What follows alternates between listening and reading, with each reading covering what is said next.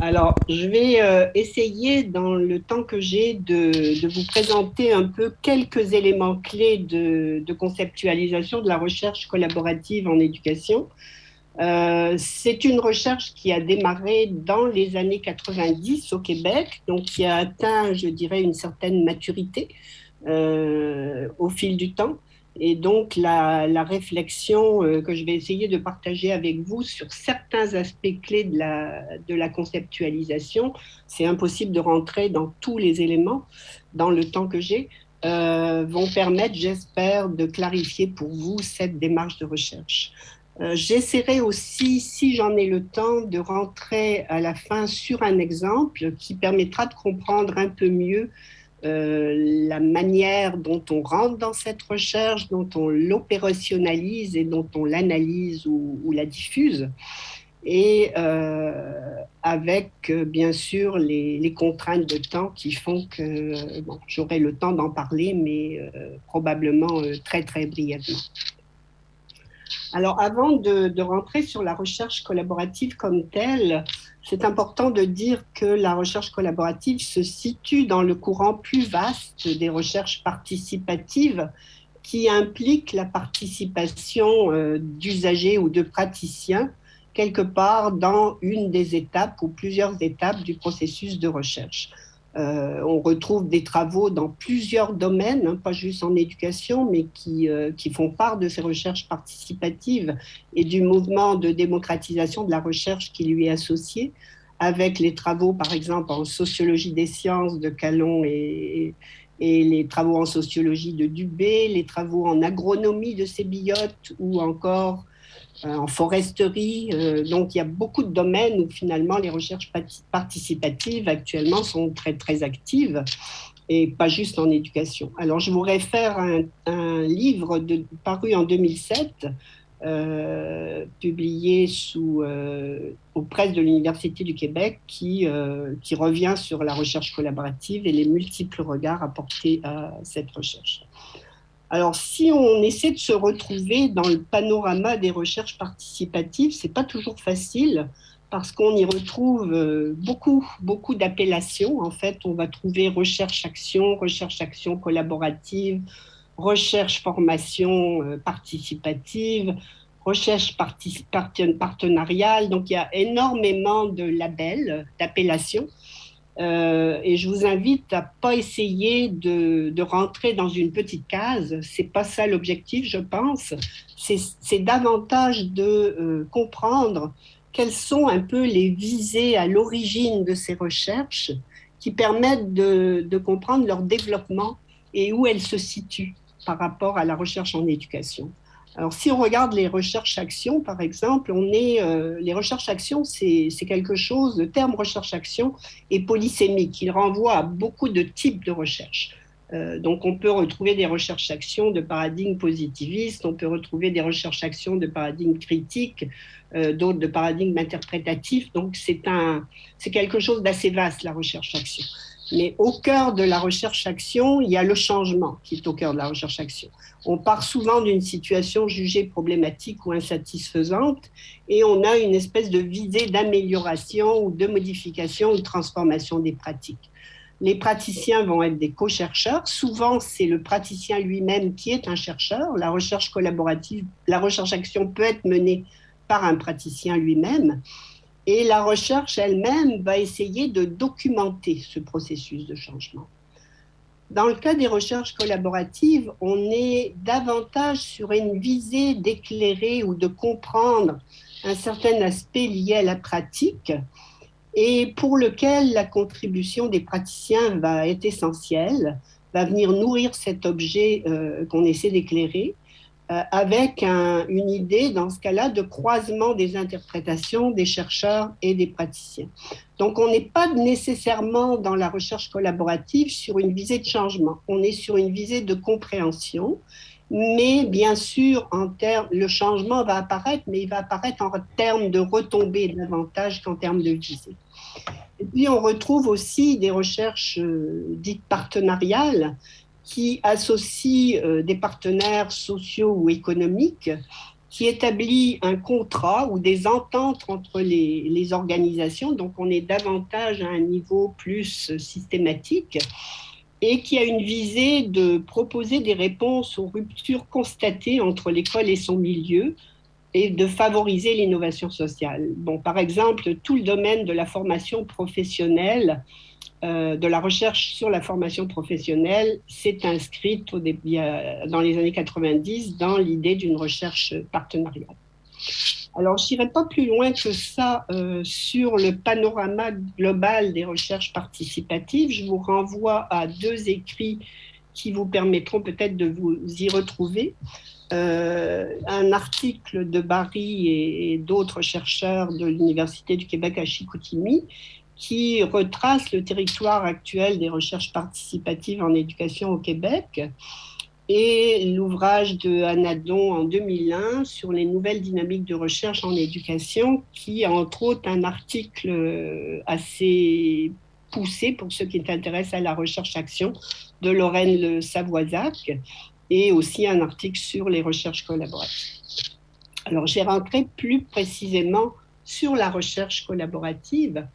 Alors, c'est un projet qui trouve son ancrage dans une double préoccupation, dans des préoccupations d'une part de formation et d'autre part de rapprochement entre le monde de la recherche et le monde de la pratique. Alors, je vais revenir sur chacune d'elles. Il trouve son ancrage dans des préoccupations de formation parce que la plupart des chercheurs qui se sont engagés dans les recherches collaboratives intervenaient dans des programmes de formation des enseignants, formation initiale et formation continue, donc avaient le souci de produire des savoirs pertinents pour le champ de la pratique professionnelle, dans mon cas l'enseignement des maths, donc d'éclairer un peu ce savoir nécessaire pour exercer la profession d'enseignant. Et ça permet aussi de comprendre les choix ou les objets sur lesquels on a été amené à travailler au fil du temps, dans la mesure où, en fait, dans les programmes de formation des enseignants qui étaient sous la responsabilité de l'université depuis les années 70, hein, donc c'est quelque chose qui a été important pour nous dans le développement de la recherche, il y avait à la fois des formateurs qui intervenaient dans les stages, donc dans la formation pratique, mais d'autre part des enseignants qui intervenaient, dans notre cas, dans les cours de didactique des mathématiques. Donc il y avait une espèce de collaboration qui s'était établie autour de la formation entre les enseignants et les formateurs-chercheurs. D'où l'intérêt qu'on a eu assez vite de s'intéresser d'une part à l'enseignant, à ses manières de faire, ses interprétations dans l'action, ses lectures de la situation, ses rationalités, ce qui le guide, mais aussi à la dimension que j'appelle regard croisé entre le didacticien des maths, dans mon cas, et l'enseignant. Et puis aussi le choix d'investiguer certains phénomènes qui prennent leur ancrage dans cette formation. Par exemple, toute la conception de scénarios ou d'activités ou de séquences en enseignement des mathématiques qui visent une construction de sens chez l'enfant. Par exemple aussi des sujets qui posent des difficultés d'enseignement, par exemple l'enseignement des fractions, l'enseignement de la résolution de problèmes, de la numération, ou encore des phénomènes comme celui de l'enseignement dans des classes faibles, avec le rapport au savoir négatif qu'ont les élèves, ou encore les questions de transition qui sont particulièrement importantes en lien avec les difficultés des élèves, la transition entre le primaire et le secondaire ou la transition entre le secondaire et le post-secondaire. Donc ça, c'est une des préoccupations qui a nourri le démarrage des recherches collaboratives. L'autre préoccupation qui l'a nourrie, c'est l'espèce de rapprochement souhaité entre les préoccupations du monde de la recherche et celles de la pratique professionnelle, autour de ce que j'appelle la construction d'un savoir adapté à la réalité de cette pratique et à sa complexité surtout. Donc ça venait questionner la manière dont les recherches étaient menées à cette époque-là en éducation, pour éclairer des phénomènes ou problèmes liés à la pratique où souvent les enseignants étaient absents. Alors en arrière-plan de cette ce mouvement finalement qui a conduit aux recherches collaboratives. Il y a l'idée de faire entendre et considérer la voix des praticiens dans la construction de savoirs liés à un champ de pratique professionnelle. Et il y a ce qu'on a appelé une recherche avec les praticiens, nourrie par le point de vue des praticiens eux-mêmes, qui permet de mailler les compréhensions entre chercheurs et praticiens. Alors, je vais parler maintenant d'un travail qui s'est fait en parallèle, c'est-à-dire qu'en parallèle des travaux terrain et des recherches collaboratives que nous avons menées en enseignement des maths, mais aussi dans d'autres domaines, pour d'autres chercheurs, il y a une réflexion qui s'est amorcée sur nos pratiques et qui a tenté de conceptualiser progressivement la démarche de recherche collaborative. Pourquoi ? Parce qu'on sentait à l'époque, la recherche collaborative n'était pas reconnue, on sentait qu'il fallait quelque part mieux définir cette démarche de recherche pour bien montrer qu'il s'agissait de recherche et pas de simple collaboration ou pas de simple formation, parce que c'est ce qu'on nous disait au départ quand on présentait ces travaux de recherche. Et donc, on a amorcé le travail d'une équipe de professeurs-chercheurs qui venaient de différentes universités, qui travaillaient dans différents domaines, pas juste didactiques. Et on est parti de nos pratiques terrain pour essayer d'avancer sur une certaine conceptualisation de cette recherche. On s'est rendu compte aussi que dans ces travaux de recherche, assez vite est apparu un positionnement épistémologique du chercheur qui nous a amené à nous intéresser assez vite à la recherche en train de se faire autant qu'aux connaissances issues de ce type de recherche.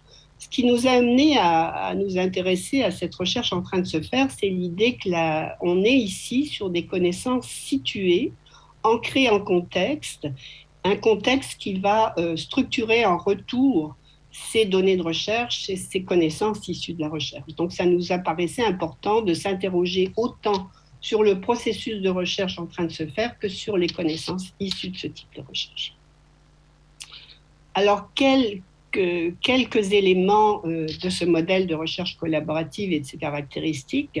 Je vous renvoie par ailleurs sur cette conceptualisation à beaucoup d'écrits qui ont été faits qui permettent éventuellement d'approfondir d'autres éléments que je n'ai pas le temps de présenter ici, entre autres ses fondements théoriques et méthodologiques. Je vais plus me centrer sur le processus de recherche, sur la démarche.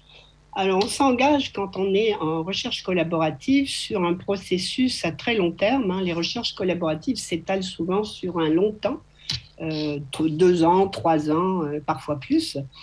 On passe par ce qu'on a appelé un processus de co-situation dans l'entrée dans la recherche, suivi d'un processus de coopération au moment d'opérationnalisation de la recherche, et un processus de coproduction au moment de s'engager dans l'analyse et la diffusion.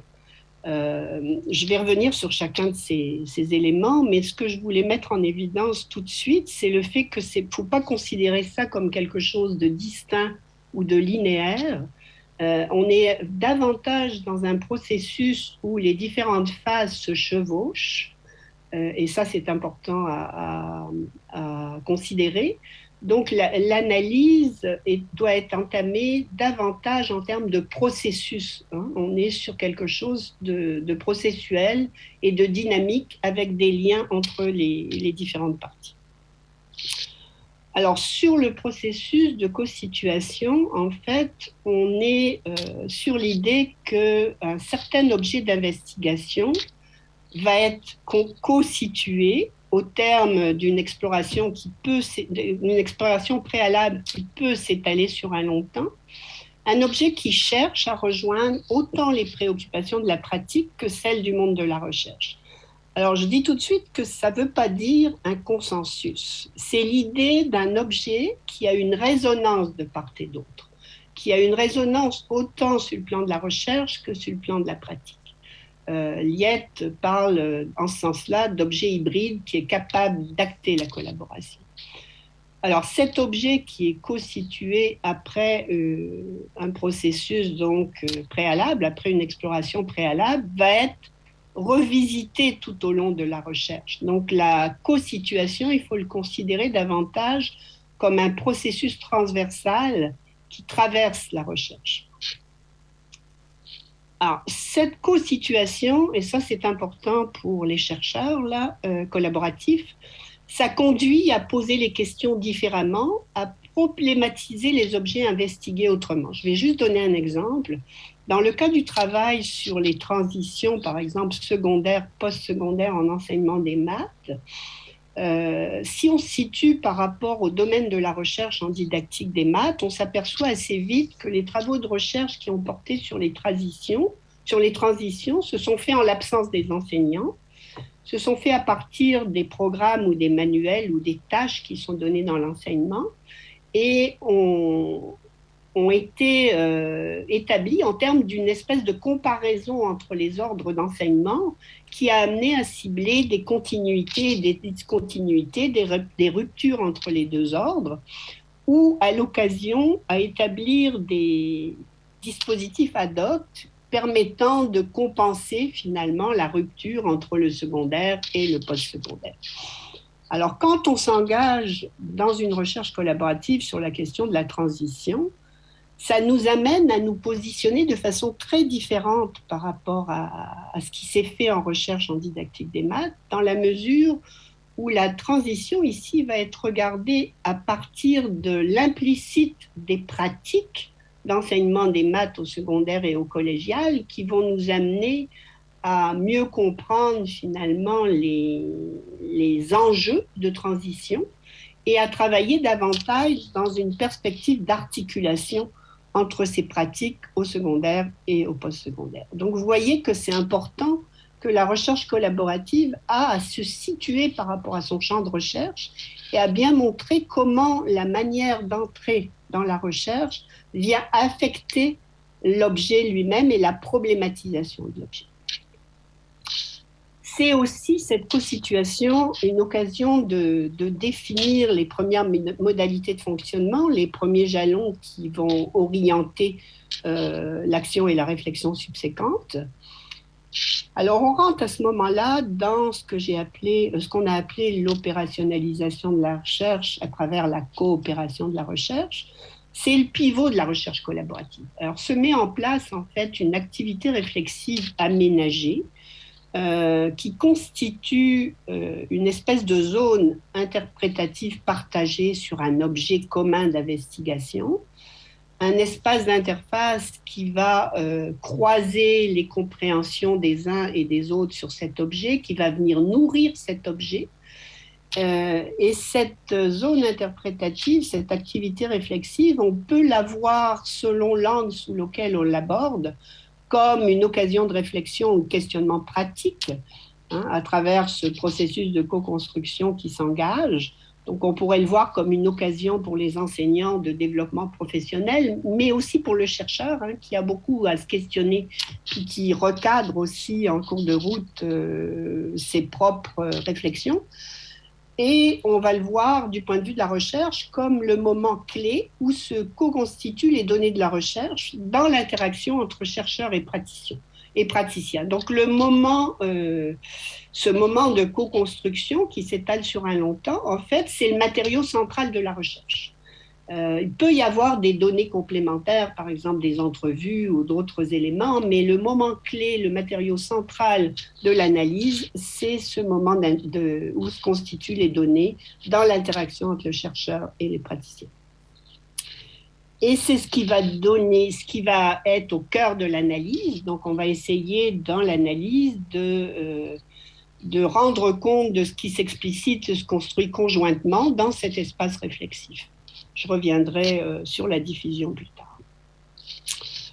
Alors, sur le préfixe « co », là, qu'on utilise beaucoup, c'est important de dire que l'idée de « co » ici, ce n'est pas l'idée que le praticien est un co-chercheur et qui participe au processus de recherche au sens d'une étape d'une recherche formelle, hein, qui participe à la problématisation, qui participe à l'élaboration du cadre théorique ou par exemple à l'élaboration de la méthodologie et à l'analyse. Il pourrait le faire s'il en a envie, c'est pas interdit, mais c'est pas ça l'idée. L'idée du co, c'est que c'est davantage une attitude et une activité des participants qui permet de prendre en compte le point de vue des uns et des autres, en fait. Et dans la recherche collaborative, les praticiens sont engagés dans la recherche collaborative parce qu'ils trouvent un sens pour eux-mêmes, hein, pas parce que c'est une recherche, parce qu'ils vont trouver un sens dans cette activité d'interaction et de réflexion pour eux-mêmes, pour leur pratique, et qu'ils en perçoivent les retombées pour eux. Alors, des critères clés, on les perçoit à travers ce qui précède. Des critères clés sous-jacents à la recherche collaborative, c'est celui de double vraisemblance, dans le sens où le chercheur collaboratif, il est constamment habité dans le déroulement du projet par le souci de tenir compte ou de rendre compte des préoccupations des deux communautés, communauté de chercheurs et communauté de praticiens. Et le critère d'interfécondation dans le sens où la recherche collaborative contribue à un savoir nouveau, à des connaissances nouvelles qui se construisent à la rencontre des deux communautés. Donc ça aurait été impossible finalement de déboucher sur ces connaissances sans la présence des praticiens, de la même façon que ça aurait été impossible de déboucher sur ces connaissances sans la présence des chercheurs. Alors la double vraisemblance, on l'emprunte au sociologue Dubé. J'ai repris ses propos ici pour bien montrer ce que ça exige. Ça implique une double exigence, dans le sens où ça doit être conforme aux normes habituelles du métier pour Dubé de sociologue, de chercheur en éducation pour nous, qui a quelque part à organiser et rationaliser les données, qui a puisé ailleurs que dans son propre matériau, qui a situé par rapport à la recherche dans le domaine.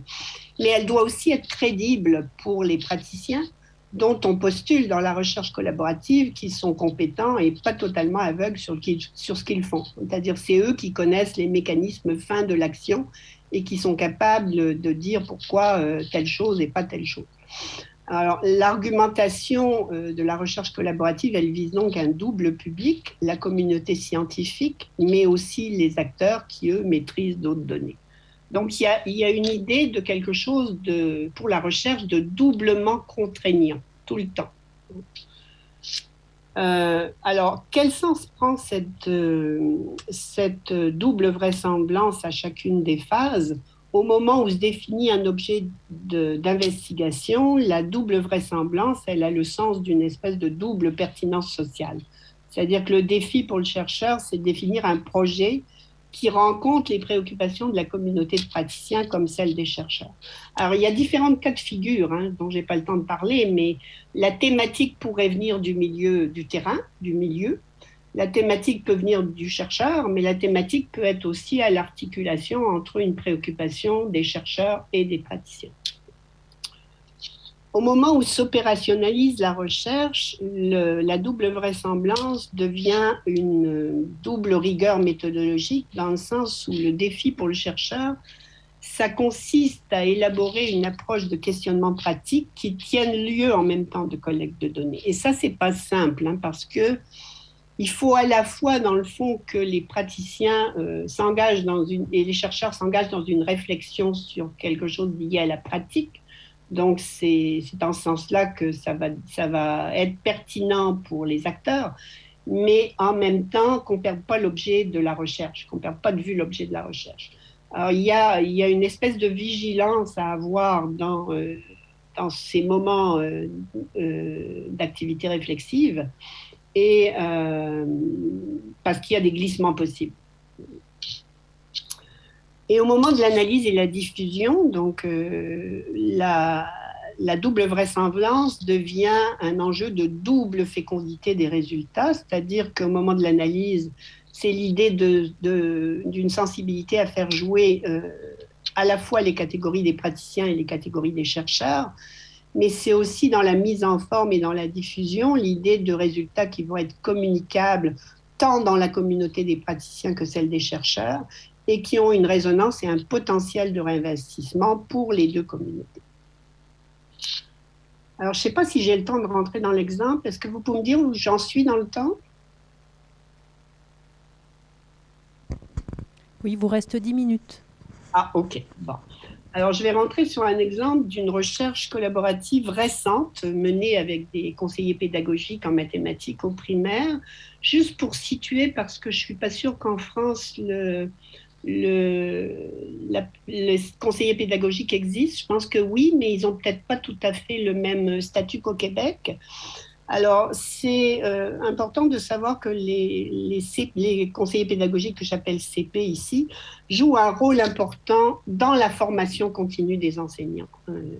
C'est eux qui sont appelés à soutenir, accompagner les enseignants au plus près de leur action autour de questions liées à leur pratique. C'est eux qui sont associés à l'implantation des programmes et à la mise en œuvre des programmes qui sont vus dans ce sens-là comme des ressources dans leur mise en œuvre, mais dans leur évaluation aussi et dans le développement d'innovation. Ce sont souvent des anciens enseignants qui eux-mêmes qui étaient un peu des pôles d'innovation dans leur milieu et qui vont devenir à un moment donné conseillers pédagogiques. Il n'y a pas de formation spécifique associée aux conseillers pédagogiques, donc on est sur quelque chose qui se développe sur le terrain, dans l'expérience. Or, si on regarde les travaux de recherche qui ont été menés sur les conseillers pédagogiques, il y a peu de travaux qui ont cherché à comprendre leur travail de l'intérieur de leur pratique professionnelle et encore moins pour les conseillers pédagogiques dans un domaine spécifique d'intervention comme l'enseignement des mathématiques. Alors, ils rencontrent, ces conseillers pédagogiques en maths, beaucoup de défis, beaucoup de questionnements, entre autres sur la résolution de problèmes en maths, qui apparaît un défi de taille auquel ils sont confrontés dans leur pratique d'accompagnement. Alors, le projet, en fait, est issu d'une double préoccupation. D'une part, un besoin exprimé par des conseillers pédagogiques qui tentent d'éclairer leur activité professionnelle au sujet de l'accompagnement des enseignants et de la résolution de problèmes en classe. Il y a l'idée de prendre une distance par rapport à leur pratique, de mieux comprendre ce que recouvre la résolution de problèmes et ses défis, et aussi de partager avec d'autres conseillers pédagogiques leur expérience, parce qu'ils sont souvent isolés dans des centres de services différents géographiquement. Puis en parallèle, il y a une réflexion qui a été amorcée par les chercheurs en didactique des maths sur la complexité de la résolution de problèmes telle qu'elle apparaît dans les programmes et les documents institutionnels, mais aussi les défis qu'elle pose en classe, qui montrait qu'il y avait nécessité de s'attarder à cette résolution de problèmes dans un contexte d'enseignement. Alors, ce projet est donc né issu de cette double préoccupation. Il a donné lieu à des rencontres préalables qui a conduit à préciser un premier objet d'investigation co-situé sur lequel on souhaitait avancer, faire sens avec les CP d'un certain objet lié à leur pratique, la résolution de problèmes en classe et l'accompagnement des enseignants, qui s'est soldé en espèce de trois objectifs: clarifier les enjeux rencontrés par rapport à la résolution de problèmes en contexte d'enseignement, mais aussi en contexte d'accompagnement, clarifier des manières de prendre en compte ces enjeux qui prenaient à ce stade-ci de la recherche collaborative la forme de conseils possibles aux enseignants. Et en retour, c'était l'idée de permettre de mieux comprendre le travail de ces CP de l'intérieur de leur pratique professionnelle. Parce qu'il y a une définition explicite de leurs tâches, mais on sait peu de choses sur ce travail des CP, sur la manière dont ça se passe, sur les pratiques qui sont partagées par ces conseillers pédagogiques. Alors, les questionnements et les problématisations successives vont amener à resituer l'objet de préoccupation partagée. C'est dans ce sens-là que je disais que c'est un objet transversal, c'est-à-dire que la co-situation et la coopération se chevauchent en fait partiellement. Et on est passé je suis retournée en arrière, je m'excuse, d'enjeux et conseils possibles aux enseignants à quelque chose qui est pas mal plus complexe, qui s'est précisé et s'est complexifié. C'est défi et pas enjeu est devenu défi, enjeu nœud. et conseil est devenu conseil geste porteur piste en allant chercher de multiples dimensions à travers ce qu'on va appeler l'histoire du problème, c'est-à-dire de sa mise en route à son expérimentation au retour en classe, à la préparation en vent, au retour sur ce qui s'est passé dans la séance, avec de multiples plans à considérer, et ça c'est un élément important pour les conseillers pédagogiques. On est tout le temps dans la discussion au plan de l'élève, au plan de l'enseignant, au plan de la classe, au plan de l'accompagnement, du conseiller pédagogique, de l'institution. Donc, vous voyez quelque chose d'assez complexe avec de multiples plans à considérer. Un souci d'exemple et de référence et l'explicitation de principes directeurs qui traversent ce travail en résolution de problèmes et qui est une espèce de culture mathématique souhaitée qui guide un peu le travail de ces conseillers pédagogiques avec les enseignants. Alors, du point de vue de l'opérationnalisation, le projet s'est étalé sur 3 ans. Il regroupait 5 chercheurs du GREFEM et 8 conseillers pédagogiques en maths qui provenaient de 5 centres de services scolaires.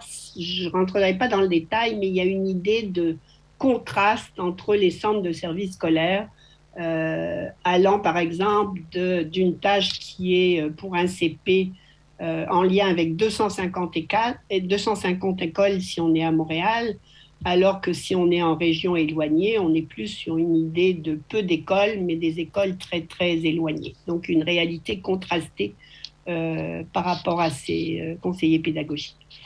On a eu en tout 17 rencontres réflexives d'une journée qui se sont étalées donc sur 3 ans. Une activité réflexive qui a permis de croiser une multiplicité d'expressions de leur travail avec des discussions qui ont touché différents aspects de la résolution de problèmes en contexte d'enseignement et de l'accompagnement. La question, par exemple, du choix de problèmes, sur quelle base on choisit des problèmes pour les élèves, pour les enseignants, le potentiel de différents types de problèmes pour les élèves, mais aussi pour les enseignants, toute la question, l'enjeu du pilotage de problèmes en classe, qui est un enjeu clé, comme nous diront les CP, et qu'on va regarder sous l'angle de la mise en route, des relances, du retour, du choix des solutions, etc. Toute la préparation du pilotage, l'anticipation et le retour après le pilotage. Donc, il y a des discussions qui ont touché à tous ces aspects-là. Et ce qui est important de mettre en évidence, c'est que ça se fait de façon émergente. On ne part pas sur des objets qui sont définis a priori. Donc, on est parti, par exemple, sur la question du choix de problème et on est allé sur d'autres choses graduellement. L'enjeu d'accompagnement des enseignants va se faire dans un va-et-vient constant avec le terrain, c'est-à-dire qu'on va travailler à partir des expériences de CCP qui sont vécues, rapportées ou projetées. On va travailler sur des problèmes qui sont amenés par les uns et les autres, donc on travaille dans un va-et-vient constant avec le terrain. Et il y a une espèce de co-engagement dans le sens où les tâches entre les rencontres sont précisées collectivement. À la fin de chacune des rencontres, on se donne des tâches pour la prochaine rencontre. Les notes sont prises pendant la séance par les différents acteurs. Elles sont bonifiées, ramenées au groupe. Donc chacun participe et il y a une espèce de climat de confiance qui s'installe dans le groupe. Au niveau de l'analyse, on est sur une analyse émergente qui cherche à restituer cette rencontre entre les chercheurs et les CP, à faire entendre la voix des CP. Et donc, les données qui vont être issues de cette analyse émergente touchent à la fois aux enjeux relatifs à la résolution de problèmes qu'a permis d'éclairer la recherche, aux manières de faire, mais aussi au travail du conseiller pédagogique. Ce qui est important par rapport à la double vraisemblance, c'est qu'on a fonctionné sur une idée d'analyse partielle qui était menée en cours de route et c'est dans ce sens-là que la coproduction et la coopération se chevauchent. Mais ces analyses partielles étaient ramenées aux acteurs, donc au CP, durant les séances réflexives, ce qui a permis de croiser les interprétations, de les raffiner, de les prolonger. Donc ça, c'est un élément important et très riche, là. L'analyse ne se fait pas par le chercheur tout seul à la fin, elle est ramenée aux acteurs et elle vient enrichir la discussion. Sur la diffusion, il y a eu des présentations et des publications qui mettaient en place, qui sollicitaient la voix à la fois des chercheurs et des praticiens, mais ce n'est pas de ça dont je veux vous parler, c'est quelque chose d'assez particulier qui a été l'élaboration d'un colloque qui s'adressait à l'ensemble des conseillers pédagogiques en mathématiques au primaire du Québec, qui était un souci pour les CP dès le départ de la recherche. Cette idée de partager à d'autres ce qu'on faisait, la réflexion qu'on a fait, les ressources qu'on a élaborées, c'était une idée très présente dès le début de la recherche. Donc on a décidé d'élaborer un colloque, mais de l'élaborer conjointement. Donc toute la conception, mise en forme, les ressources, l'organisation, la réalisation, le suivi ont été pensés collectivement. Je vous donne un exemple de ce que ça donne. Donc, on voit assez vite qu'on touche différents thèmes qui ont été abordés pendant la recherche collaborative et qu'on est sur une idée d'impliquer les autres CP. Donc, ça cherche à rejoindre l'ensemble des CP en maths au primaire provenant de toutes les régions. Il y a eu 60 conseillers pédagogiques qui ont participé provenant de 37 centres de services partout au Québec. Donc, c'est une réussite de ce point de vue-là. Et ce qui m'apparaît important du point de vue de la diffusion, c'est le souci de rendre compte de la recherche collaborative et du processus de co-construction. Donc, on n'est pas sur l'idée d'une diffusion qui donne juste les résultats et ce qui ressort, les ressources, le produit qui a été élaboré, mais on est sur l'idée de faire vivre la démarche au-delà des résultats, de faire vivre aux autres acteurs une réflexion sur les thématiques abordées au cours de cette recherche collaborative. Donc il y a un choix de mise en action et de réflexion qui met en jeu plusieurs thèmes, pas tous ceux qui ont été élaborés pendant la recherche, mais certains, et qui va s'appuyer sur l'élaboration conjointe de vignettes construites collectivement, dont des espèces de mise en situation qui vont amener une réflexion, qui vont solliciter une réflexion de la part des autres CP. Au niveau de l'animation, on est sur une animation qui a été prise en charge dans chaque atelier par un chercheur et 2 CP, donc les 2 acteurs sont présents. Et à la fin, on a fait une présentation collective de ce qui ressortait de notre projet de recherche et qui a impliqué autant les chercheurs que les conseillers pédagogiques. Et puis, il y a eu un document synthèse suite à ça qui a été élaboré collectivement et renvoyé aux différents participants. Alors, ce document synthèse reprenait, entre autres, le matériel qu'on avait élaboré, les thématiques, les intentions sous-jacentes, mais aussi toutes les réflexions qui sont issues du colloque comme tel, donc qui impliquaient les autres CP. Alors, en conclusion, je pense que j'ai passé mon temps. Ce que j'ai essayé de mettre en évidence, c'est le caractère un peu dynamique et évolutif de ce processus de recherche, son caractère un peu flexible et émergent, dans le sens où l'objet d'investigation n'est pas situé de manière définitive au départ, comme ça l'est dans le cas d'une recherche classique, usuelle.